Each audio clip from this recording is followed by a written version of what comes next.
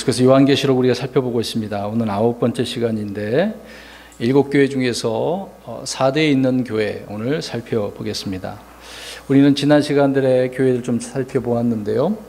물론 에베소부터 시작이 되겠지만 서머나 교회, 버가모, 두아디라, 그리고 오늘 4대에 있는 교회를 살펴보면서 교회의 상황이 점점 좋아지는 게 아니라 더 악화되고 힘들고 어렵게 되어진다는 것을 알 수가 있습니다.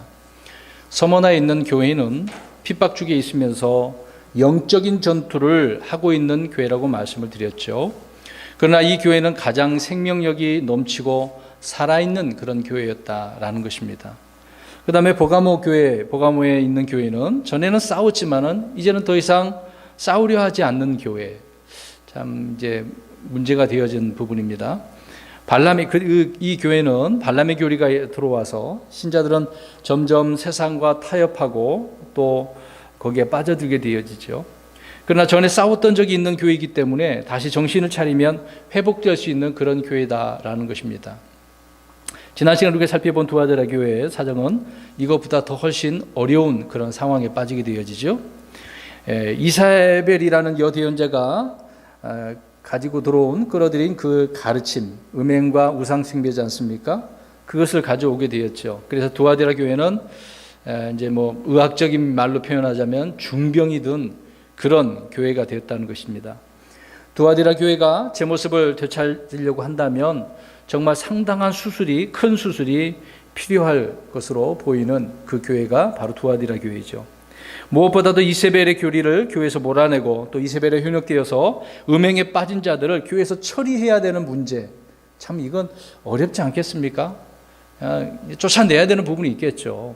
그런 교회는 문제가 있는 교회였고 또 그러한 자들을 쫓아내야만 했던 것입니다. 만약에 그렇게 하지 않는다면 이런 교회는 엄청난 풍파를 겪게 되어지고 심지어는 교회가 와해되어지는 거죠. 완전히 문을 닫게 되어져 버린 것입니다.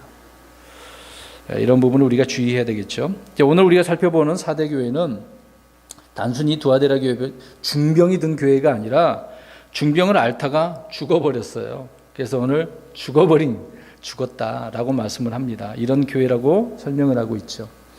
이 교회는 희한하게도요, 이세벨이나 죄 지은 그런 신자들의 이야기도 없어요. 그냥 죽어버렸다. 이제 아예 처음부터 그렇게 시작을 합니다. 이제 이 교회를 살릴 수 있는 길은 어떻게 해야 되겠습니까? 두아디라 교회처럼 수술을 좀 해야 되나요? 수술 문제가 아니에요, 이거는요. 정말 심각한 문제가 되었다는 것이죠.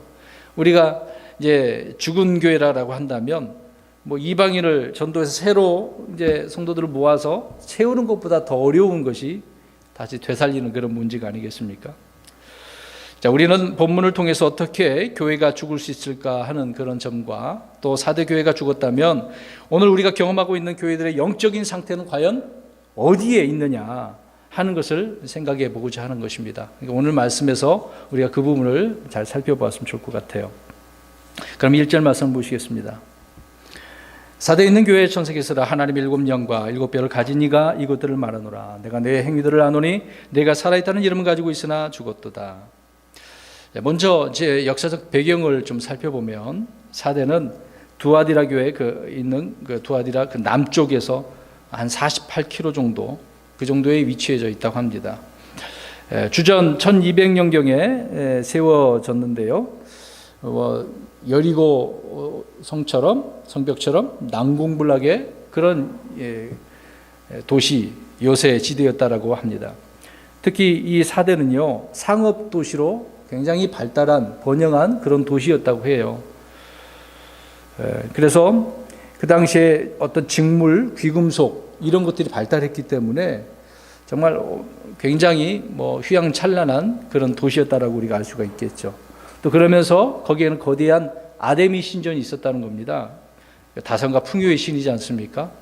항상 우상이 있는 그런 곳은 신전이 따르는 것을 우리가 알 수가 있습니다. 또 이 4대란 지명, 오늘 예수님께서 살아는 있다라고 표현하고 있죠. 살아있다는 이름 가지고 있으나 죽었다. 이름 자체가 살아있다라는 뜻은 아닙니다. 그런 뜻이 아니고요. 4대란 이 지명의 이름은 붉은 자들이라는 뜻이 있어요. 붉은 자들, 붉다라는 의미입니다. 또 남은 자, 도피한 자, 기쁨의 통치자라는 그런 어떤 여러 가지 의미의 뜻이 있다고 합니다. 그래서 어떤 이들은요, 이 기간을 서기 이제 AD죠. 1000년에서 1500년의 교회사로 보고 있다고 합니다. 그래서 이 1500년, 1000에서 1500년 그 시기에 가장 많은 성도들이 로마 카톨릭에 의해서 죽고 또 순교한 일이 있었기 때문에 붉은 피를 흘려서 거기에 그래서 붉다라고 하는 그런 의미를 가지고 있습니다. 또 어떤 이들은요, 이제 1520년에서 1700년, 50년까지의 기간이라고 그렇게 표현하기도 합니다. 그때를 그래서 그 이름의 뜻에 맞춰서 남은 자, 도피자라고 하는 그런 의미로 이제 생각을 하고 있는데, 왜 그러냐면 앞에 두아디라 교회에 보면은요, 이세벨이 통치하던 그런 암흑 시대였지 않습니까? 거기에서 남은 자들, 도피한 자들. 그래서 이런 의미로 이제 역사학자들이, 신학자들이 그렇게 설명을 하고 있습니다. 오늘 1절에서 주님은 이 교회를 향해서 7영과 7뼈를 가진이라고 계시를 하고 있죠. 우리가 1장 살펴봤을 때도 말씀드렸습니다만은 다 잊어버리셨을 거예요. 한 번 더 말씀을 드리려고 합니다. 들으면서 우리가 좀 중복되는 면이 있다 할지라도 되새김질한다라고 생각을 하고 우리 또 들었으면 좋을 것 같습니다. 7영과 7뼈를 가진이라고 말씀을 이렇게 계시를 하고 계시는데요.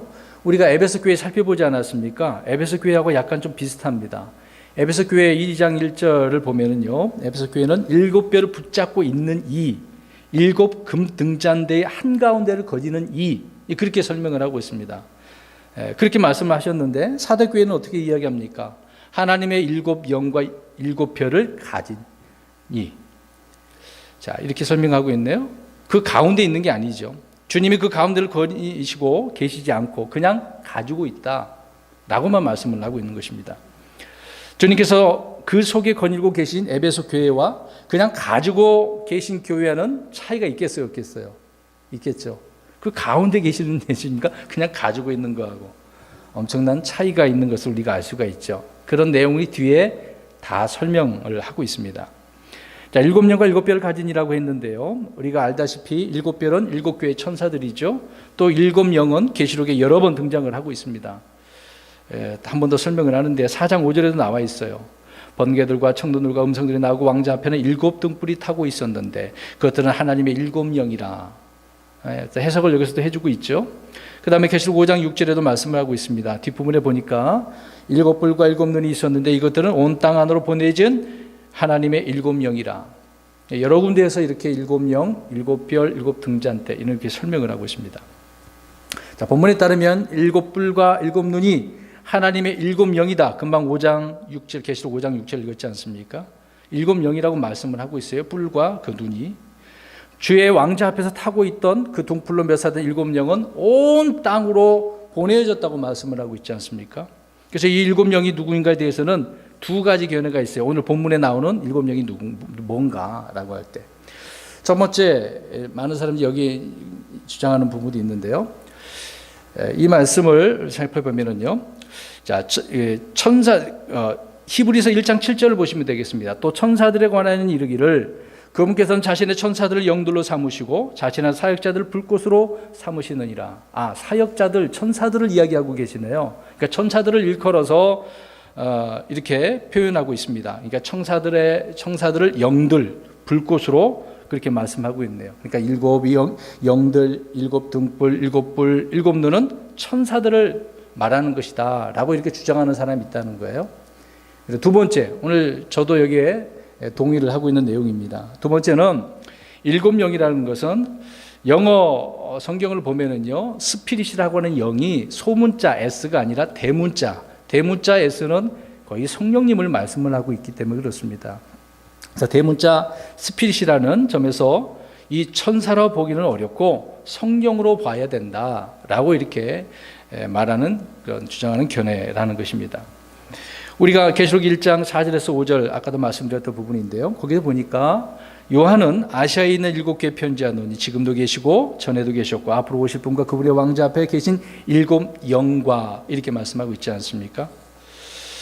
자, 여기서 여기 1장 4절 5절 말씀에는 성삼위 하나님이 등장하는 이런 장면 아니겠어요?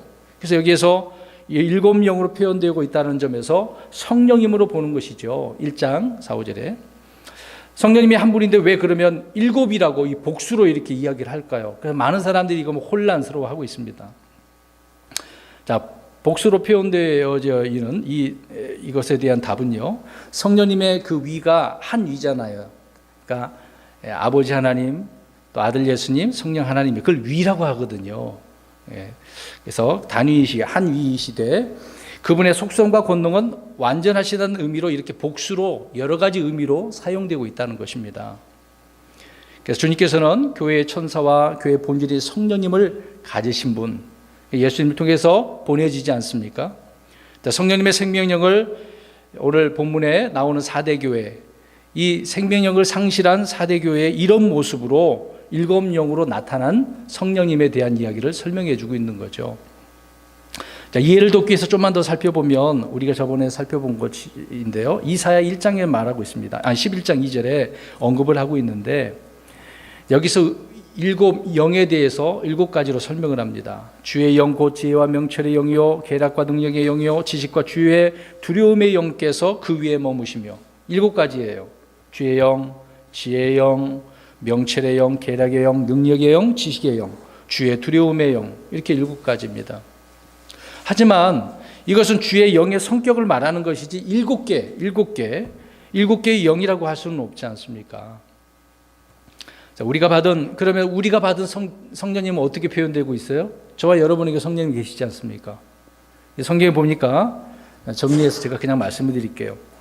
요한복음 14장 17절에 진리의 영이라고 나오죠. 또 로마서 8장 이전에는 생명의 영, 그 다음에 로마서 8장 15절에는 양자 삼으시는 영, 에베소 1장 13절에는 약속의 영, 히브리서 10장 29절에는 은혜의 영이라고 이렇게 말씀하고 있습니다. 그러니까 우리가 받은 성령님은 이렇게 표현되어지고 있는 거예요. 주님 우리 속에 주신 7가지 영이 또 있어요. 7가지라고 이제 성경 표현된 부분입니다. 이것도 제가 그냥 읽을게요. 로마서 1장 4절에 거룩의 영이라고 되어 있어요. 우리 속에 있는 그 영을 7가지 영이라고 표현하면 이렇게 하고 있단 말입니다. 고린도서 4장 1절에 온유의 영, 그 다음에 고린도후서 4장 13절에 믿음의 영, 에베소 1장 17절에 지혜와 계시의 영, 디모데후서 1장 7절에 능력과 사랑과 건전한 생각의 영, 그 다음에 베드로전서 4장 14절에 영광의 영, 요한일서 4장 6절에 진리의 영. 자, 이것들은 개개의 영들이라기보다는 우리 안에 두신 성령의 열매와 특징, 그 관련된 특징과 속성을 말하는 거죠. 좀 오늘 이 부분이 어려울 수도 있습니다. 그래서 이 부분이 어렵기 때문에 많은 사람들이 7영을 좀 잘못 해석하는 그런 부분이 많다는 거죠. 그래서 한 번 더 이렇게 말씀을 드리고 있어요. 또 있습니다. 성령님의 칭호에 대해서 붙여지는 또 그 내용이 있어요. 마태복음 3장 16절에 하나님의 성령이라고 되어 있어요. 또 마태복음 10장 20절에 아버지의 영이라고 되어 있어요. 누가복음 4장 18절에 주의 영, 로마서 8장 9절에 그리스도의 영, 갈라디아서 4장 6절에 아들의 영, 빌립보서 1장 19절에 예수 그리스도의 영, 그리고 성령님이래죠. 우리가 홀리 스피릿이라고 하죠. 자, 이렇게 7영이란 7가지 속성 특징을 말하는 것을 우리가 알 수가 있는 거죠. 오늘 본문에 그와 같은 부분으로 말씀을 하고 있는 것입니다. 이렇게 이 정도만 우리가 이해를 하면 될 것 같아요. 자, 계속해서 우리의 본문 1절 보십시오. 내가 내 행위를 아노니 내가 살아있다는 이름을 가지고 있으나 어떻게 되어져 있어요? 죽었네요. 죽었도다. 죽었어요. 죽으려고 한 게 아니라 지금 죽었단 말입니다. 주님은 각 사람의 행위대로 갚아주시고 각 사람 행위대로 보상해 주시는 그런 분이시죠. 이 행위 심판에 대한 것을 말씀을 많이 드렸습니다. 오늘 주님께서는 사대에 있는 교회를 향해서도 내가 내 행위를 안다. 각 교회마다 자꾸 이 행위에 대한 이야기를 하고 있지 않습니까? 여러분, 다른 교회들처럼 이 행위가 칭찬받을 그런 행위로 보이고 있습니까? 뒤에 다음 내용들을 살펴보면 그게 아니에요. 행위를 안다라고. 다른 교회는 좀 칭찬할 면이 있긴 있었지 않습니까? 야, 근데 이 교회는, 사대 교회는 칭찬할 게 없으시네요. 자, 그렇게 보이지 않는 거예요. 내가 살아있다는 이름은 가지고 있으나 죽었도다. 자, 사대 교회는 지금 이름은 살아있네요. 이름 자체의 뜻이 그런 의미 아니라 지금 이름은 살아있어. 근데 실제로 죽어 있는 그런 상태를 설명하고 있습니다.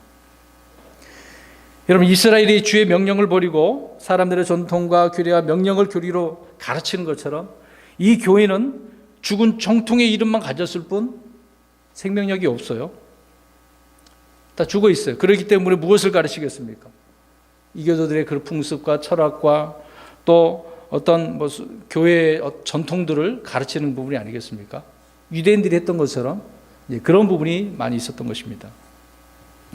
그래서 이런 것들로 가득한 교회가 4대 교회였다. 그래서 예수님께서 보실 때, 주님께서 보실 때 죽었다라고 표현을 하고 있는 것입니다. 이름만 있네요. 내가 죽었도다라고 하시고 계시는데, 자, 생명이신 그리스도의 몸인 교회를 통해서 이 생명이 드러나야 되지 않습니까? 여러분, 교회는 생명이 있어야 되는 겁니까? 없어야 되는 겁니까? 있어야 되는 거잖아요. 그런데 지금 죽었으니까 생명이 있어요, 없어요? 없어요. 교회가 생명을 드러내야 되는 부분인데 없으니까. 자, 안타깝죠? 전혀 그렇지 못하다는 말씀을 지금 하고 있는 것입니다. 여러분, 호흡이 없고 아무런 활동할 수 있는 그런 능력, 힘이 없는 것을 일컬어서 뭐라고 그래요? 지금처럼 죽었다. 활동하지 못하는데, 숨도 안 쉬고 있는데 살았다라고 할 수는 없는 거잖아요. 다른 표현으로는 감각이 없다? 감각이 죽었다? 그렇게 표현하기도 하겠죠.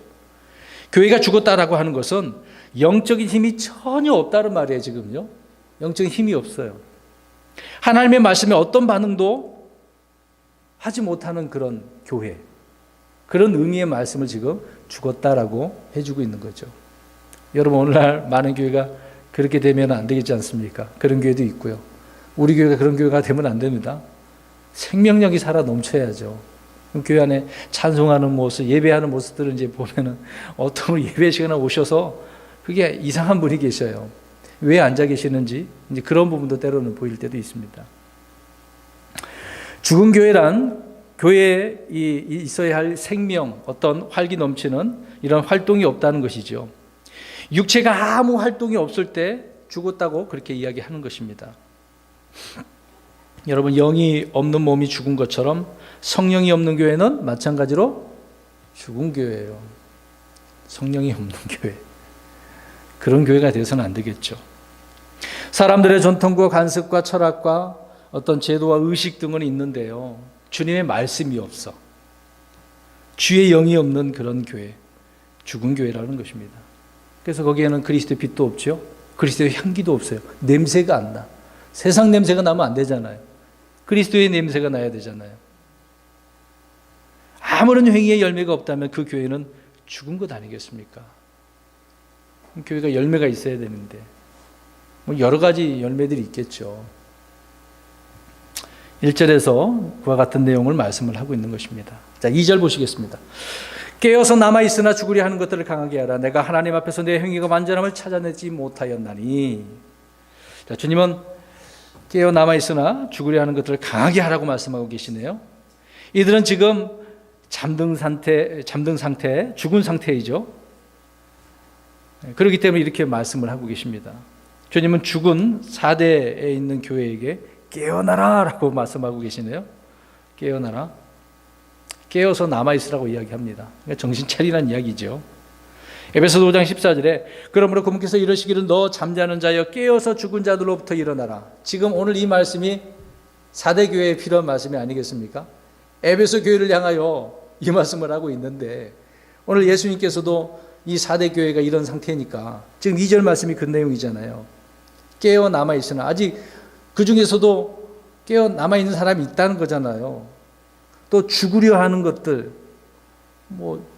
아예 죽은 것도 있지만 죽으려 하는 것들도 있네요. 그래서 강하게 하라라고 말씀을 하고 있는 것입니다. 그래서 성도들은 에베소 5장 14절 말씀에 따라서 우리가 살펴보면 깨어 있어야 된다.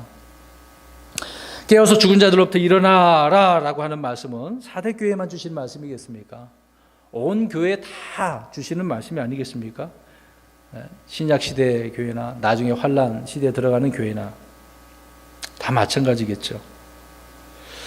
오늘날 너무 많은 신자들이 살아있다는 이름만 가지고 있지만 죽어있는 상태의 크리스찬들이 굉장히 많습니다. 여러분, 겨울이면 곰이나 뱀이 어떻게 합니까? 무슨 잠을 잔다 그래요?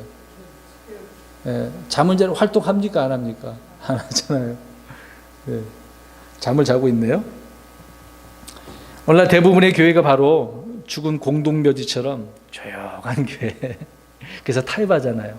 시끄럽게 하면 안 돼. 전도하면 사람들이 싫어하니까 꼭 필요한 말도 하지 말고 말 안 하고 그냥 그들 데려오려고 그렇게 하는 분이 많죠. 그래서 굉장히 조용합니다. 입 다물고 있는 게 조용한 게 아니라 해야 될 말을 안 하고 있는 게 이게 잘못된 거죠. 할 말을 해야 되는데. 그런 교회를 향해서 주님께서 오늘 어떤 교회라고 이야기하고 계셔요? 죽은 교회. 외치지 못하면 안 되는 거 아닙니까? 주님의 이름이 선포되고 성령님의 열매가 맺어지고 또 마귀들을 대적하여 싸우는 전쟁터 같은 그런 모습, 그런 교회가 정말 올바른 교회 아니겠어요? 그런 교회가 지금 사도교회는 아니란 말이에요. 묘지의 모습처럼 외관만 단장하고. 요새 그렇지 않습니까? 여러분, 묘지 대부분 가난한 분들은 불러 태워서 없애버리잖아요. 또 여유 있는 분들은 어떻습니까? 요새는 땅에 묻는 것도 비석도 세우는 거 하긴 하지만은요, 여러분 어디다 주로 갖다 낙골당하면 그냥 그 항아리만 갖다 놓나요? 그 옆에다가 사진도 갖다 놓고 초도 갖다 놓고 별의별 거 다 갖다 놓지 않습니까? 그것도 화려하네요. 여러분, 그 당시에 사대에는요, 그 언덕이 있었는데 1,000여 개의 언덕이 있었다고 합니다. 거기에 무덤이 있었대요. 무덤이 1,000개 넘게 있었나 보죠. 그러니까 의미가 좀 있지 않습니까? 그러니까 예수님께서 죽어 있는 것을 말씀해 주고 있는 것처럼 그런 상태라는 것을 우리가 알 수 있겠죠. 여러분, 사람과 교회의 차이는요, 사람은 죽으면 끝나겠죠. 그러나 교회는 언제든지 오늘 2절 말씀처럼 다시 살 수 있어요. 가능성이 있어요. 교회라고 하는 것이 그렇습니다. 그리스도의 영광을 가로막는 걸림돌이 제거되어서 다시 성령의 역사가 일어나기만 하면 교회는 다시 생명을 되찾을 수 있는 것입니다. 그래서 예수님께서 오늘 2절에 뭐라고 그러셨어요? 깨어서 남아있으나 죽으려 하는 자들을 강하게 하라. 강하게 하라. 자, 그렇게 하려면 얼마나 많은 대가를 치러야 되겠습니까? 희생이 있어야 되겠죠. 그냥은 안 되는 거예요. 그냥은. 손해도 봐야 돼요. 다시 생명을 회복하려면 손해보고 다 세상과 또 끊어야 돼. 그렇죠? 멀리 해야 돼. 친구도 없어져. 이게 외길 가는 거죠. 좁은 길 가는 겁니다. 생명력을 찾으려면 그렇게 당연히 희생을 해야 되겠죠. 여러분, 잠든 자가 일어나서 해야 될 일이 있겠죠? 깨어서 남아있으나 죽으려 하는 것들을 강하게 하라. 그들은 명문상으로 예수님의 사람이라고 하는 사실을 붙잡고 있어요. 그것을 기반으로 해서라도 새로운 결단으로 믿음을 새롭게 하라라고 하는 말씀이 오늘 2절 말씀인 것입니다. 이때 먼저 깨어난 지체들이 연약한 성도들을 돌봐야 되지 않겠어요? 먼저 된 자가 나중 되고 나중 된 자가 먼저 된다, 그런 말씀 우리가 많이 사용을 하는데 먼저 깨어난 사람은 섬겨줘야 되겠죠. 지친 성도들을 일으켜서 세워줘야 하는 것입니다. 여러분, 사람을 강하게 하는 것이 무엇이겠습니까? 나를 강하게 하는 것. 우리 항상 우리 입으로 말 많이 하잖아요. 하나님의 은혜. 여러분, 그 구절 한번 찾아볼까요? 디모데후서 2장 1절. 우리를 강하게 한다고 합니다. 디모데후서 2장 1절. 우리를 강하게 하는 것. 디모데후서 2장 1절. 시작. 그러므로 내 아들아, 너는 그리스도 예수님 안에 있는 은혜 안에서 강건한 자가 되고. 자, 은혜 안에서 어떤 자가 돼야 돼요? 강건한 자. 그러니까 은혜가 우리를 강하게 한다고 말씀하고 있는 거죠. 그 다음 빌립보서 4장 13절. 빌립보서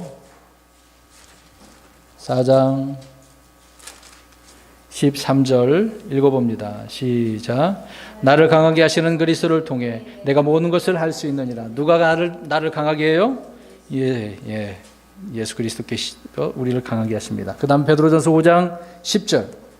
베드로전서 5장 10절입니다. 베드로전서 5장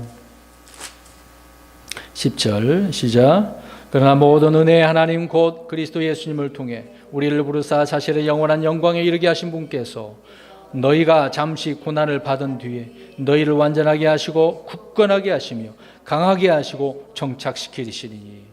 누가요? 뭐가요? 예, 주님께서 은혜로 우리를 그렇게 하신다고 말씀합니다. 계속해서 오늘 본문 2절 보십시오. 오늘 계시록 3장 2절 보시기 바랍니다. 내가 하나님 앞에서 내 행위가 완전함을 찾아내지 못하였나니, 주님께서 못 찾으신 것이 있네요. 행위가 완전해야 되는데 완전하지 못했다. 사도교회는 행위가 있었지만 하나님 앞에 완전하지 못했다는 말씀이죠. 그들의 행위는 죽은 행위였기 때문에, 자 보세요, 죽은 행위는 완전하지 못한 거다라는 말씀 공식이 되겠습니다. 믿음의 행위가 아닌 육신의 행위는 어떤 행위라고요? 죽은 행위. 예. 성령의 행위가 아닌 율법의 행위는 무슨 행위? 죽은 행위죠. 히브리서 6장 1절에 그러면 우리가 그리스도의 교리의 기초 원리를 떠나 완전함으로 나아가서 죽은 행위로부터 회개와 하나님을 향한 믿음과, 이렇게 말씀하고 있습니다. 자, 이 구절에서 죽은 행위들이라는 말씀을 보시기 바랍니다. 사람들의 종교 행위를 말하는 거잖아요. 오늘날 지금 이 은혜 시대에 종교 행위 너무 강조하고 있습니다. 그게 구원을 가져다 준다고 이야기하고 있죠. 여러분, 그래서 어떤 종교 행위로 이게 기도합니까? 죽은 자들을 위해서 기도하죠. 성자들은 카톨릭에서 주로 그렇죠. 천사들을 부르는 기도, 미사를 비롯한 각종 종교 의식, 모두 이런 것들이 죽은 그런 행위들이라고 말씀합니다. 오늘날 기독교라고 이제 개신교에서 표현을 하면서 그들은 월삭 절기들을 다 이야기하잖아요. 또 안식일 지키는 그런 교회도 있고요.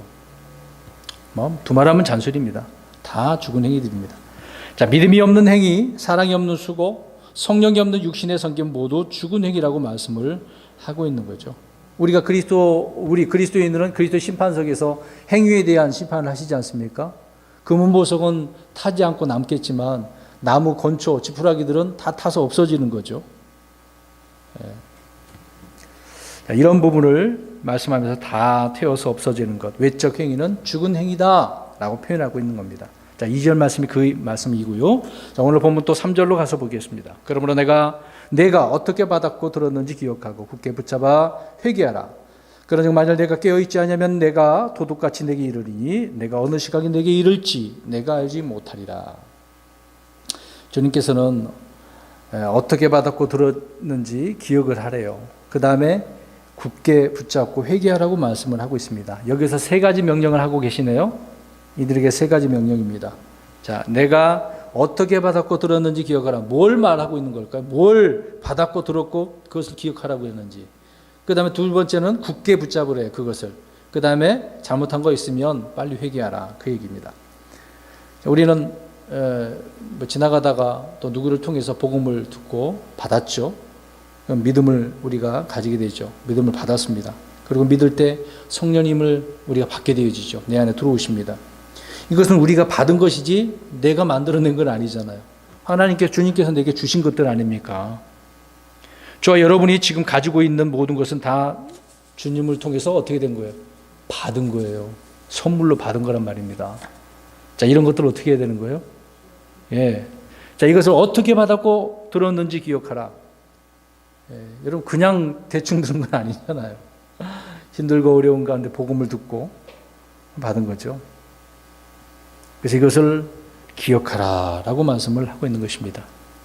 두 번째로는 굳게 붙잡으라고 말씀하고 있는데, 디모데후서 1장 13절 말씀을 보니까 그리스도 예수님 안에 있는 믿음과 사랑 안에서 내게 들은 건전한 말씀들의 틀을 굳게 붙잡고, 자, 건전한 말씀들의 무엇을? 틀, 교리죠. 굳게 붙들고. 여러분, 사람들의 말로 받지 않고 하나님의 말씀을 받은 사람들은요, 그 말씀을 굳게 그냥 붙잡아야 하는 것 아니겠습니까? 여러분, 지금 우리가 이거 강조해서 자꾸 그렇다고 듣기 싫어하지 마시고요. 우리에게 보존해 주신 이 진리의 성경을 우리는 굳게 붙드는 거죠. 교리의 말씀 배운 것들도 우리가 굳게 붙들고 있어야 된다는 것입니다. 성도들이 타락하고 배교하는 가장 큰 원인이 말씀을 어떻게 하지 않는 거죠? 굳게 붙잡지 않기 때문에 그래요. 건전한 말씀들의 틀을 굳게 그래서 붙들어야 된다. 내가 말씀을 붙잡으면 말씀이 나를 더 굳게 붙잡고 나를 세워주시죠. 그러니까 주의 말씀은 그래서 살아있고 권능이 있다라고 히브리서 4장 12절에 말씀하고 있지 않습니까?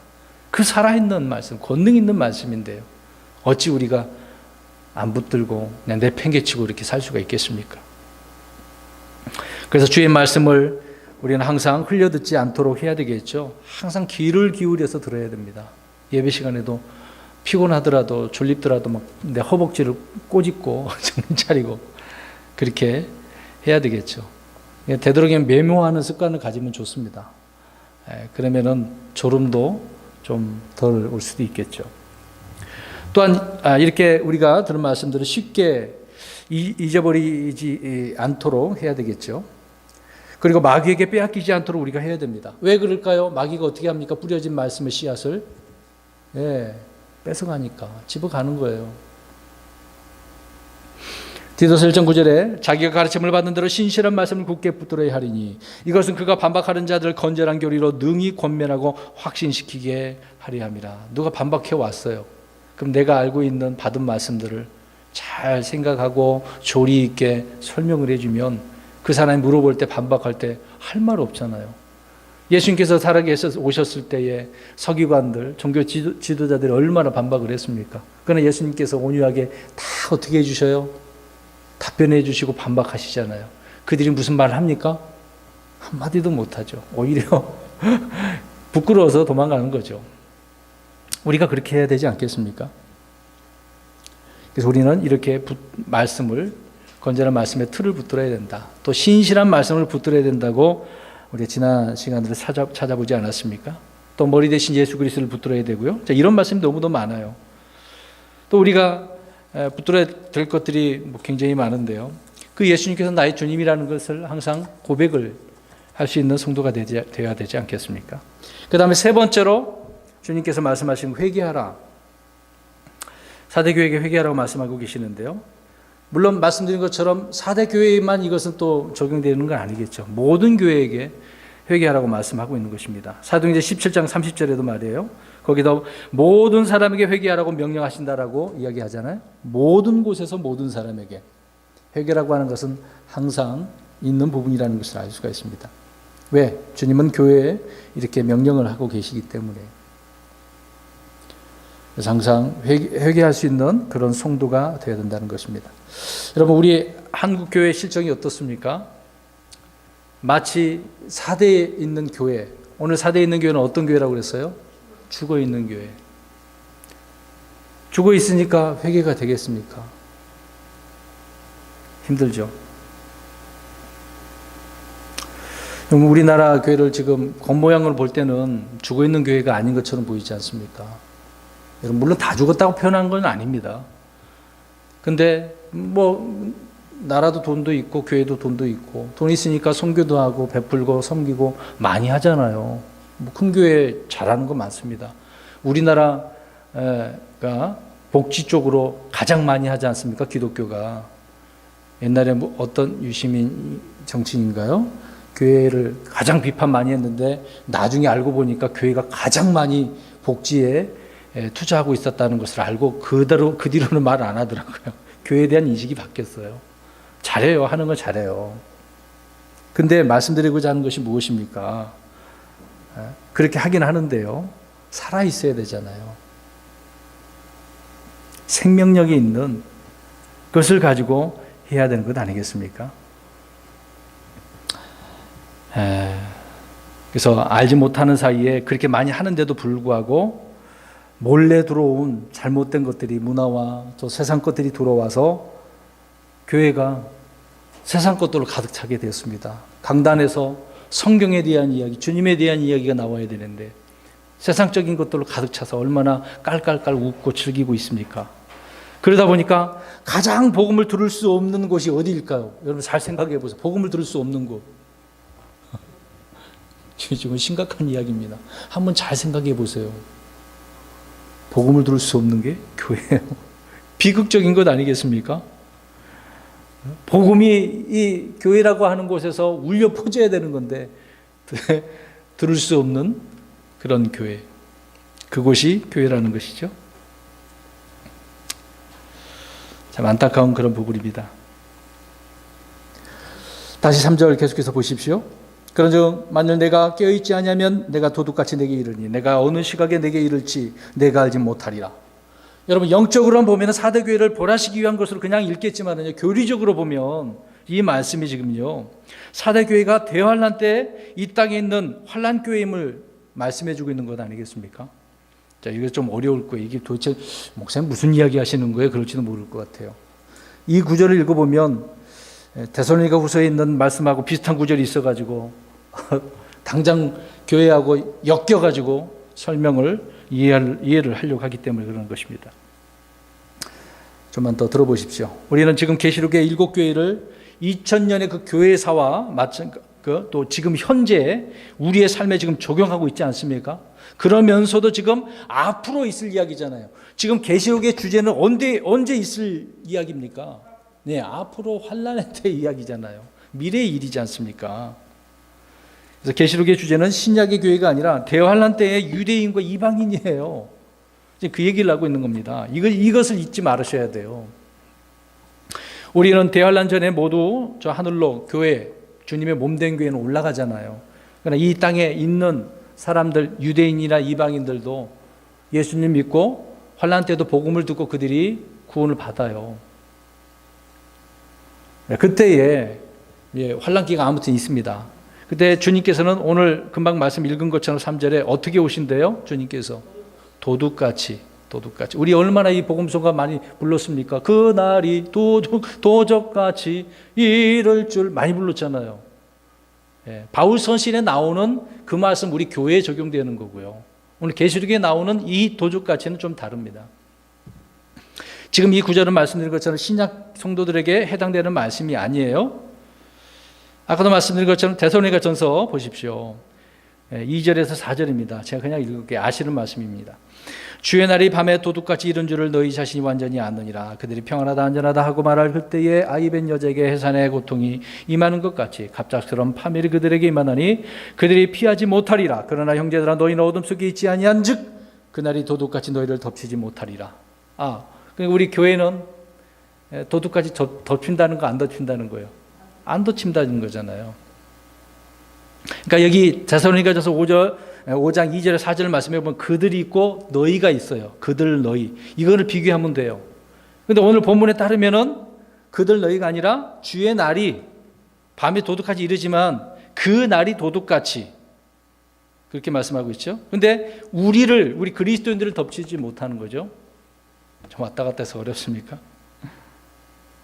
주의 날 그날을 표현하고 있습니다. 계시록에서 도둑같이 오는 것은 대환란 때 날이 아니라 주님이에요. 주님 자신을 말하고 있는 겁니다. 내가 도둑같이 온다고 그랬어요. 우리 계시록 16장 보겠습니다. 16장 15절. 예수님이 오신다고요. 예수님이.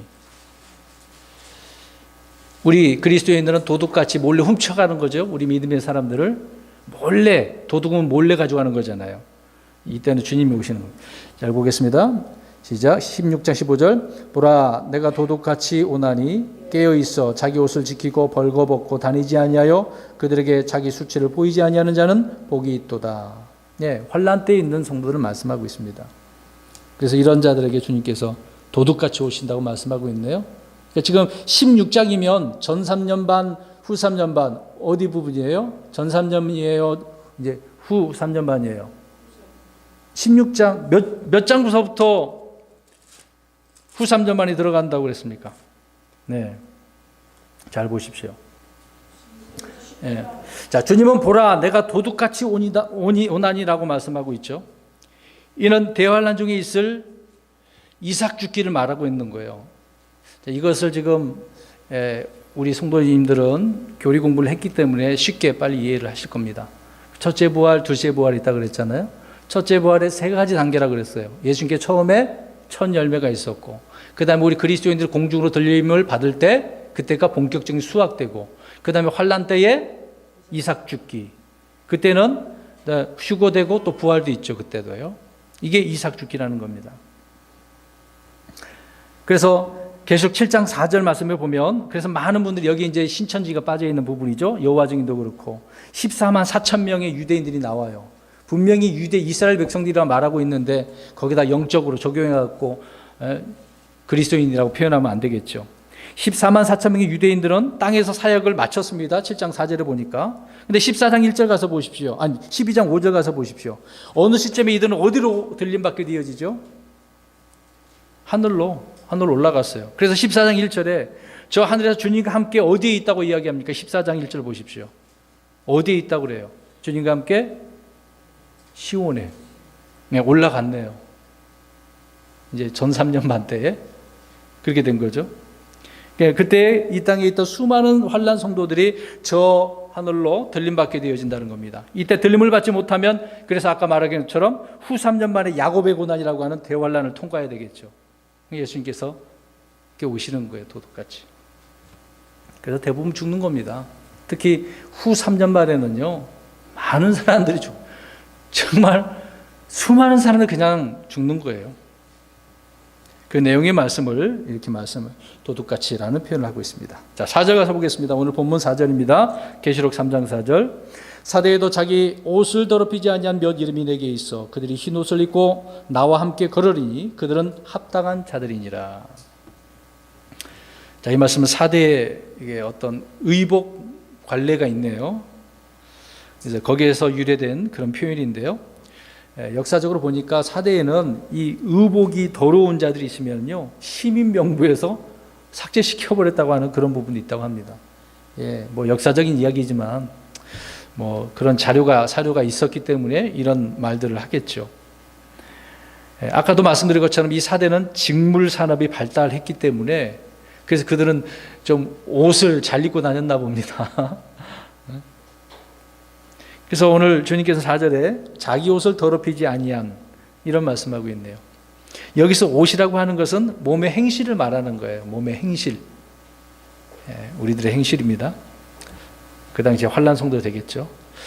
흰옷, 깨끗한 옷은 의로운 행실을 말하는 것이고 더러운 옷은 어떤 불의한 것, 부정한 것, 더러운 행실들을 일컬어서 더러운 옷이다라고 표현하고 있는 것입니다. 그래서 이스라엘 백성들이 옷을 잘 빨죠. 특히 제사장들, 성막에 대한 일들을 맡은 사람들은요, 정말 목욕제기해야 되는 겁니다. 옷은 뭐 말할 필요도 없고 항상 깨끗해야 되겠죠. 자기 옷을 더럽히지 않았다는 것은 자신의 몸을 더럽히지 않고 죄로 자기 행실을 더럽히지 않았다는 말입니다. 뭐 이제 과거나 지금이나 마지막 때도 마찬가지겠습니다만은 이 음행하는 거, 동생의 혀로 죄짓는 것들 얼마나 많겠어요. 이런 것들로 더럽히지 아니하는 사람들. 그런데 주님께서는 죽었다고 말씀하신 이 사대 교회에도 자기 옷을 더럽히지 아니하는 몇 이름이 있네요. 그나마 또 좋은 부분이 있습니다. 몇 이름이 있어요. 더럽히지 아니한 사람. 더럽힌 사람도 있고 더럽히지 않은 사람이 있어요. 항상 하나님 앞에 신실한 사람은 다수예요, 소수예요? 희한하지 않습니까? 참 이렇게 교회도 보면 그렇잖아요. 몇 있네요. 이들은 어떤 세상의 유혹에도 물들지 않고 그리스도를 향한 사랑을 변치 않는 자들이죠. 이들은 주님과 함께 흰옷을 입고 다닐 것이라고 말씀을 하고 있는 겁니다. 그러니까 어느 시대에나 꼭 이런 남은 자들이 있어요. 남은 자들. 바알에게 꿇지 않는 몇 명이 남아 있었습니까? 7,000명. 구약에 7,000명이 남아 있었네요. 또 지금 현 시대에도 유대인들 이스라엘 가운데 남아 있어요, 안 남아 있어요? 남아 있잖아요. 환난 때도 남은 자들이 있을까요, 없을까요? 유대인들이 있습니다. 주님은 두아디라에 있는 남은 자들이 있다고 이렇게 말씀하셨는데 지난 시간에 우리 살펴보지 않았습니까? 4대에도 자기 옷을 더럽히지 아니하는 몇 이런 남은 자들이 있습니다. 바로 흰옷을 더럽히지 않고 신앙의 순결, 정절을 지키면서 살아갔던 그런 자들이라는 것을, 사는 자들이라는 것을 말하고 있는 것입니다. 여러분, 처음 들었던 복음을 기억하죠? 그 들었던 말씀을 굳건히 신실하게 신앙을 지키는 그런 사람들. 그들은 교회가 변하고 많은 거짓된 우상들이 그리스도의 자리에 앉아 있음에도 불구하고 거기에 무릎 꿇지 않은 거죠. 내 목숨이 지금 사자법이 되는 화형에 처해지는 그런 일이 있다 할지라도. 제가 서머나 교회에 말씀을 드리면서 그곳에 감독이었던 사람이 누구라고 얘기했습니까? 사도 요한의 제자 폴리갑이라고. 그 이제 영화를 구하게 돼서 어제 잠깐 시간을 내서 봤어요. 야, 역시 참 영화는 잘 만들었고 폴리갑이 위대한 인물이었다라고 하는 부분을 봤습니다. 나중에 한번 우리 시간 날 때 오후 시간에 보여드리도록 할게요. 지금 서문, 아까 처음에 얘기했잖아요. 서문부터 지금 4대 교회가 점점 교회가 좋아져요, 안 좋아져요? 안 좋아진다니까요. 그럼에도 오늘 말씀 우리가 지금 읽은 것처럼 남은 자들이 있어요, 없어요? 몇 사람이 있네요. 참 그런 신실한 성도가 되었으면 좋겠습니다. 계속해서 4절에 그들이 흰 옷을 입고 나와 함께 걸으리니 그들은 합당한 자들이니라. 합당한 자라고 말씀합니다. 여기서 흰 옷은 성도들의 의의를 말하고 있죠. 하나님과의 교제에 있어서 성도들의 의의는 매우 중요한 것입니다. 왜? 하나님이 빛이시기 때문에 다 드러나잖아요. 더러운 것은 없어야 되는 것이니까. 그렇기 때문에 신자는 옳은 행실 가운데 있어야 하고 또한 빛 가운데 있어야 하며 또 하나님과 함께 그렇게 있어야만이 하나님과 함께 걸을 수 있는 건 아닙니까? 그래서 주님과 언제든지 교제가 가능한 거죠. 이런 말씀을 우리가 영적인 의미로 우리 신약교회 성도들에게 적용해 나갈 수가 있습니다. 여러분 한참 이제 1500, 1300, 400, 500, 600년대 그때 중세의 시기 아닙니까? 중세 교회사에서 보면은요 소수의 남은 자들이라고 한다면 그 당시에 그 카톨릭에 의해서 가장 많은 핍박을 받은 그런 교파 중에 재침례 교도파가 있어요. 그때는 이게 카톨릭에서 유아 세례 주지 않았습니까? 그 받은 사람들이 말씀을 통해서 깨달았어. 이거는 아니다. 내가 믿음으로 고백한 게 아니었기 때문에 내가 다시 침례를 받아야 된다. 세례가 아니라 침례 받아야 된다. 그런 사람을 재침례 교도라고 그래요. 그런 사람들 다 잡아 죽였거든요. 엄청난 많이 죽었습니다. 이런 사람들이 그 당시에 남은 자들이죠. 오늘 이제 아까 처음에 역사적인 이야기 했지 않았습니까? 그런 사람이 이렇게 남은 자예요. 몇 사람이 있다라고 지금 이야기하고 있지 않습니까? 또 재침례교도뿐만 아니라 왈덴시안, 폴렌시안, 롤라즈, 알비겐시안 등 이런 그 교파가 있었다고 합니다. 그들이 이렇게 핍박을 당해서 죽었다는 거겠죠. 그런 것처럼 환란 때에도 이런 남은 자들이 있을 것이다라고 말씀을 해주고 있는 것입니다. 자, 그 다음에 5절 가서 보시겠습니다. 오늘 본문의 5절입니다.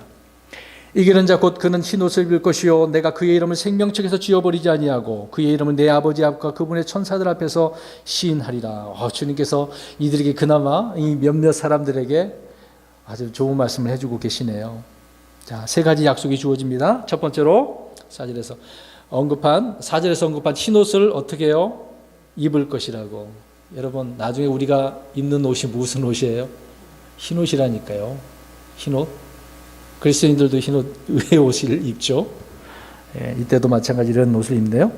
여기서 옷은 영광의 옷을 말하고 있는 것입니다. 단순한 칭의와 성화의 옷이 아니라 믿음을 지키며 신앙의 순결을 버리지 아니하는 그들을 이렇게 영광스럽게 하신다는 말씀이 되겠죠. 그래서 이들이 이 세상에서 받은 치욕과 그런 비난을 주님께서는 보상하고도 남는 영광. 이야, 얼마나 감사해요, 여러분. 내게 여러 가지 것도 주시겠지만 이것도 받는다고 한다면 환난 때 참 그렇게 믿음을 따라야 되지 않겠습니까?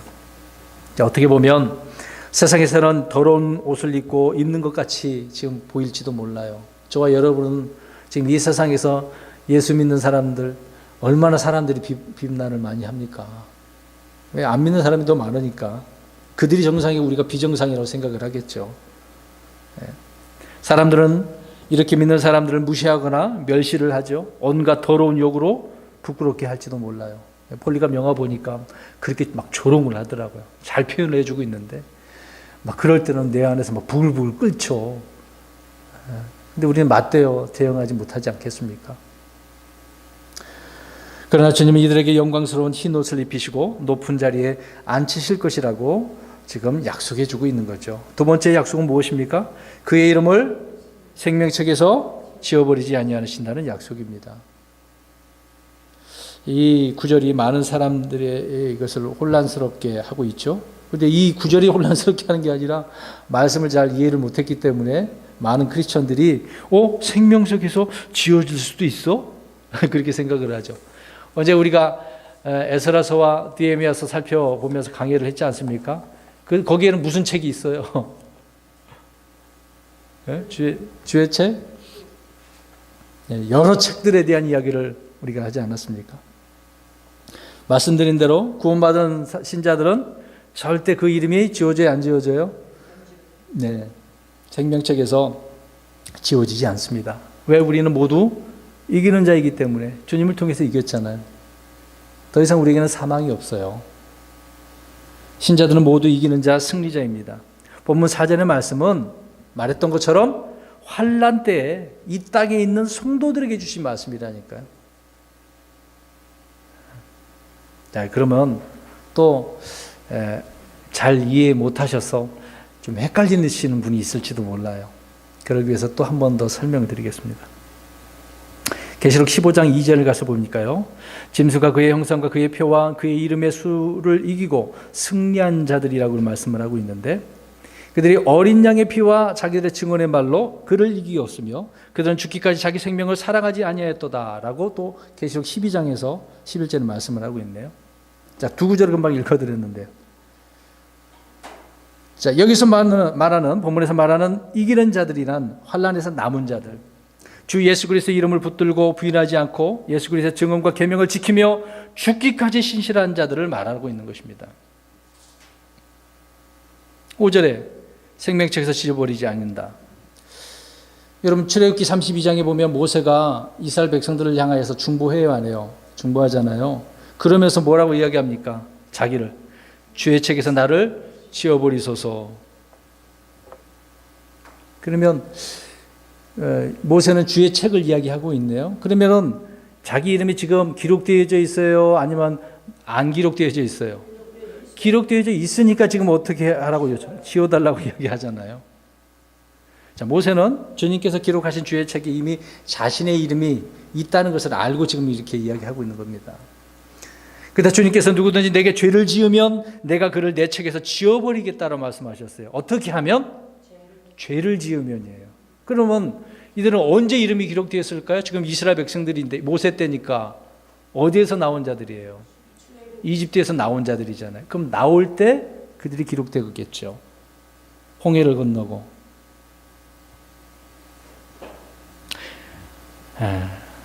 이미 이 말씀은 누구든지 주의 책에 이름이 기록되었다는 것을 전제로 지금 하고 있다는 것이죠.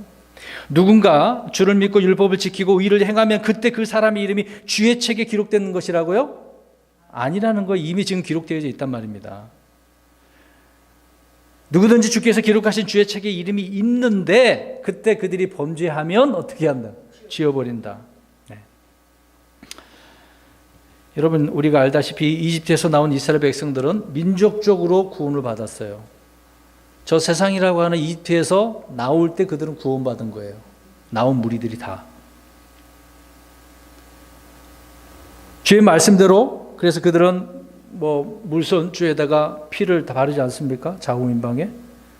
그 죽음이 넘어가고 그 피로 구원받은 거 아닙니까? 그 다음에 그들이 바다와 구름들 사이에서 바울이 뭐라고 그래서 고린도서에서 무엇을 받았다고 그랬어요? 침례를 받았다. 순서를 한번 보세요.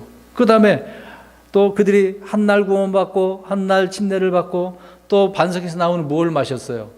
그게 뭐라 그래요? 성령 영적 음료라고 말씀하고 있지 않습니까? 그걸 이스라엘 백성들에게 먼저 적용을 하고 지금 우리 그리스도인들을 생각해 보면 알 수가 있겠죠. 주님께서 친히 세운 왕국인 이스라엘은 세상 어떤 여느 나라와 마찬가지로 세 가지가 있어요. 똑같아요. 여러분, 국가의 그 땅, 영토가 있어야 되지 않겠습니까? 그 영토가 있으면 또 누가 있어야 되겠어요? 백성이 있으면 또 뭐가 있어요? 법이 있어야 되잖아요. 헌법이 있어야 되잖아요. 이스라엘 백성들 지금 이 세 가지 있는 거죠. 약속의 땅, 가나안 땅이 있는 거고, 또 이집트에서 나온 이스라엘 백성들이 있는 거고, 그 다음에 모세의 율법이 있는 거고. 자, 왜 이 말씀을 하고 있는 겁니까? 지금 이름이 기록되어 있는데 범죄하면 그런 말씀이 되겠죠. 자, 이 세상 모두 다 주의 책에 기록되어 있는 거죠. 여러분, 지금 우리나라 국민들이 태어나면 호족에 넣어야 안 넣어요?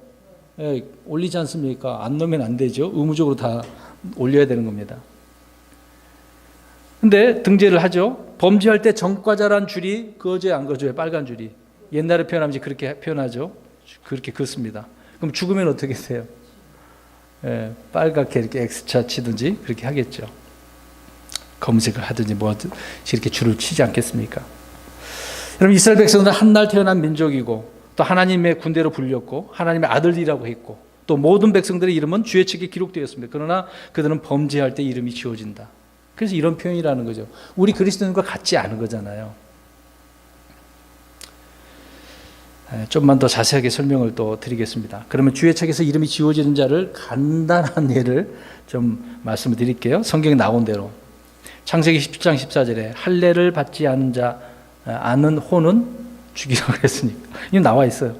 또 출애굽기 30장 33절에 성소에 쓸 향기름을 혼합하거나 타국인에게 붓는 자, 그 기름에 대한 향에 대한 우리 그 구절을 성경을 읽으면서 우리가 잘 읽어봤을 것으로 압니다. 또 출애굽기 30장 38절을 보니까 자기가 냄새를 맡으려고 이 향기름 아무도 못 만들게 했거든요. 성전에 쓸 것만 해야 되는데 일부러 만들었어. 그럼 그런 자를 아니 어디에서 지금 주의 책에서 지워버린다 이거 그 내용이에요. 죽이는 것도 둘째치고 이름 지운다니까요. 그다음 출애굽기 31장 14절에 안식일을 더럽히는 사람, 레위기 7장 20절 21절에 부정함을 지니는 혼이 주께 속한 화평 헌물에 희생물의 고기를 먹으면 안 돼요. 아무나 먹으면 안 되는 거지 않습니까? 레위기 7장 25절에 불로 예배할 주께 드릴 헌물 짐승의 기름을 먹는 자, 하나님께 하는 일들 제사에 대한 부분을 아주 엄격하게 하고 계시네요. 레위기 7장 20절에 피를 먹는 사람, 또 레위기 18장 29절에 수간이 뭔지 아시죠? 짐승하고 또 동성 간에 눕는 사람들, 또 레위기 18장에 말씀하고 있지 않습니까? 그 다음 레위기 20장에 근친상간, 또 레위기 23장 29절에 유월절을 지키지 않는 사람, 뭐 얼마나 율법이 많이 나와 있겠어요.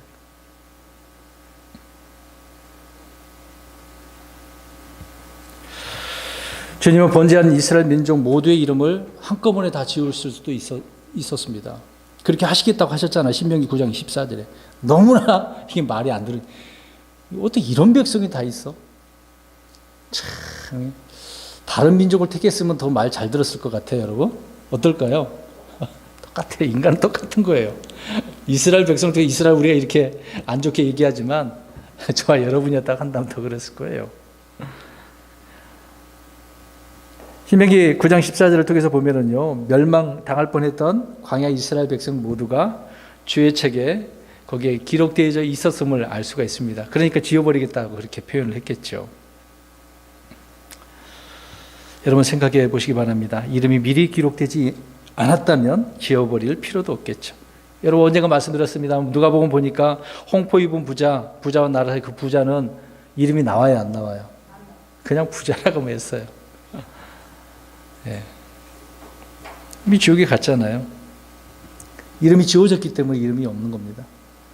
이스라엘이나 또 이방인들은 그 이름이 지워질 수가 있겠죠. 그래서 하나님께서 이방인 아말렉을 지우셨다고 표현하고 있지 않습니까? 그럼에도 불구하고 이스라엘은 범죄했지만 안 지운 부분이 있어요. 참 이스라엘에 대한 하나님의 긍휼과 사랑은 놀라워요. 그러면 신약 성도들은 어떻습니까? 말씀드린 것처럼 어린 양의 생명책에 우리가 믿는 순간 기록되죠. 그때 응애 태어나는 순간이잖아요. 그렇죠? 성령님을 통해서 다시 태어난 사람, 그런 사람을 갓 태어난 사람, 어린아이라고, 갓난아기라고 이야기하잖아요. 자라나죠, 계속해서. 이스라엘 사람들의 이름은 주의 책에 기록되었다가 범죄할 때 지워졌다라고 한다면 생명책은 주 예수 그리스도를 믿을 때 그의 생명이 다시 태어날 때 이렇게 기록되어진다는 겁니다. 여러분 아직 태어나지도 않았는데 호적에 등재할 수 있습니까?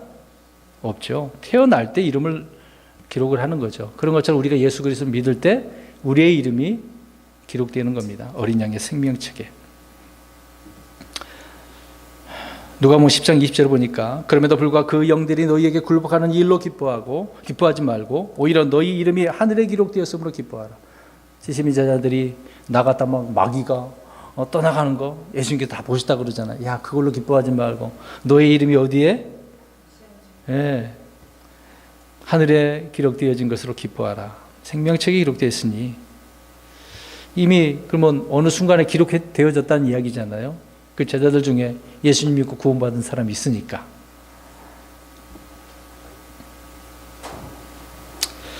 더 이상 많이 강조했기 때문에. 자, 세 번째 약속입니다. 두 번째 약속이었고요. 생명책이 이렇게 됐네요. 세 번째 약속은 주님께서 친히 그 이름을 아버지와 그분의 천사들 앞에서 시인하시는 약속. 어떻게 이런 말씀 또 기록되어져 있죠? 아버지와 그분의 천사들 앞에서 시인하신대요. 누구의 이름을? 지금 여기는 이제 환란 성도 되겠습니다만은 끝까지 믿음을 따른 사람, 오늘 사대 교회의 몇몇 신실하게 믿음을 지킨 사람이 되겠죠. 마태복음 10장 32절에 보니까 그런즉 누구든지 사람들 앞에서 나를 시인하면 나도 하늘에 계신 내 아버지 앞에서 그를 시인할 것이요. 이렇게 말씀하고 계시네요. 사람 앞에서 핍박이나 죽음에도 불구하고 하나님을 시인하는 것이 이기는 사람, 남은 자들입니다.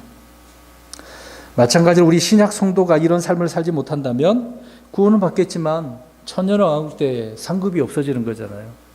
그래서 폴리갑이라고 하는 그 영화, 우리가 전설이라고 하면서 이야기를 많이 통해서 들었잖아요.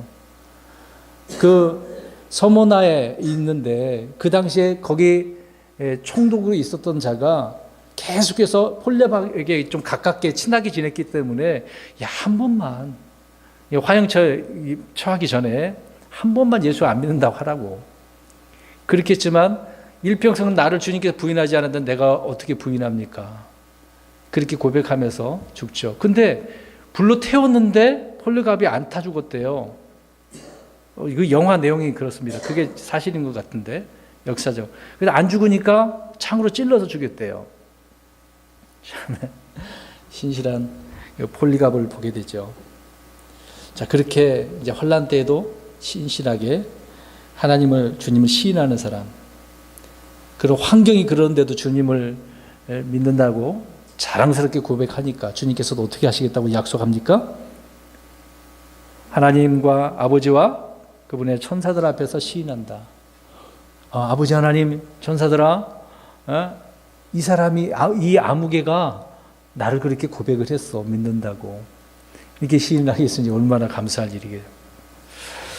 네, 그런 자들이 있다라고 하는 것을 말씀해 주고 있는 겁니다. 그다음 마지막 6절입니다. 6절 간단한 거예요. 마지막. 귀 있는 자는 성령께서 교회들에게 말씀하시는 것을 들을지어다. 자, 계속해서 이런 말씀하고 계시네요. 여러분, 저와 여러분 귀가 있습니까? 없습니까? 있죠. 이게 문제예요. 귀가 있는데도 못 듣는 사람이 있다니까요. 귀가 있어도 들을 귀가 없는 사람들이 너무도 많아요. 언젠가 제 설교 또 얘기하지만 심장이 없는 비둘기. 왜 이런 말을 했어요? 뭐가 문제라는 거예요? 머리의 문제가 아니라 마음의 문제잖아요. 마음의 문제. 귀라고 생각하지만 마음의 문제라니까요, 지금. 우리가 하나님 말씀을 겸손한 말씀으로 들을 때 듣게 되어지면 말씀이 들리게 되어지는 거예요. 마음의 문제가 생기니까 귀도 문제가 생기네요. 여러분, 벙어리는 말도 못하면서 듣지도 못하는 거잖아요. 다 문제가 있는 거죠. 여러 가지 그 기관이 문제가 있네요. 근데 귀는 있는데 못 들으니까 마음의 기관이 문제가 생긴 거 아닙니까? 그래서 항상 주의해서 오늘 말씀하고 있는 것처럼 성령님께서 교회들의 말씀하시는 것을 듣고 믿고 지키고 굳게 붙들어야 한다라고 오늘 주님께서 4대 교회에 말씀하고 계시는 거죠. 죽어 있으니까. 오늘 하나님은 이 말씀을 통해서 죽은 상태의 우리를 깨우시고 계시는 겁니다. 죽은 자를 방불케 하는 우리의 모습을 우리는 정직하게 시인해야죠. 난 이러한 자입니다. 내 육신의 삶의 행위, 내가 날마다 주님을 가까이 안 하고 죽은 행위로 살고 있지 않습니까? 시인을 하라고요. 고백을 해야 되는데 회개가 안 되는데 고백을 하겠습니까? 우린 살았다 하는 이름은 있지만 죽어 있음에 통곡해야 됩니다. 살아있는데 죽었어. 이 말이 그냥 우습게 넘어갈 일이 아닌 것 같아요. 이제 우리는 주님 앞에 이런 문제를 놓고 기도로 나아가야 됩니다. 우리를 살리는 것은 오직 오늘 무엇을 붙들어야 된다고 그랬습니까? 여러 가지가 있었는데 그 중에 진리의 틀, 또 신실한 말씀, 이 말씀과 성령님이시죠. 저 여러분들의 삶 가운데 주님의 이러한 은혜가 넘쳐서 우리의 신약교회 성도님들도 날마다 승리하며 주 안에 살아가는 저와 여러분이 되기를 주의 이름으로 축원합니다.